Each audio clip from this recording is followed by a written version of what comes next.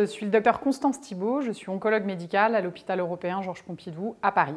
Alors la consultation d'annonce du diagnostic de la maladie ou de sa récidive est le plus souvent fait par des médecins, qu'ils soient cancérologues ou urologues, lors de une ou plusieurs consultations. Le but de cette consultation est d'expliquer au patient sa maladie, le pronostic, les traitements, qu'ils soient médicamenteux ou chirurgicaux, les effets secondaires potentiels et l'ensemble du parcours patient. Et éventuellement leur proposer de participer à des essais cliniques. Ce temps de consultation est souvent mal vécu par les patients parce qu'il passe du statut de bien portant au statut malade. Dans une enquête qui a été menée, 40% des patients ont eu le sentiment d'être fortement atteints lors de cette consultation et dans 40% des cas, ils estimaient qu'ils n'avaient pas reçu l'ensemble des informations nécessaires pour mieux appréhender la maladie et les traitements.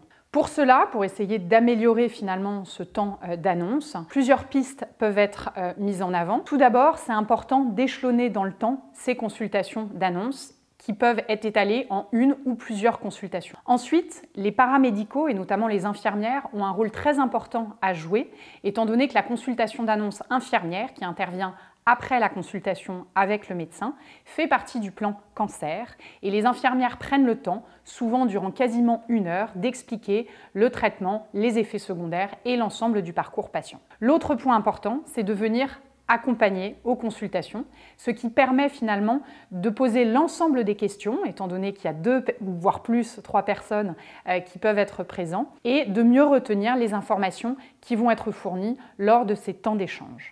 Et ensuite, bien évidemment, il faut que les soignants s'appuient sur des supports qui sont fournis par différentes instances. Ça peut être notamment les supports fournis par l'Association française d'urologie, mais aussi par d'autres instances comme l'INCa qui sont destinés aux patients pour la meilleure compréhension de leur traitement et de la maladie.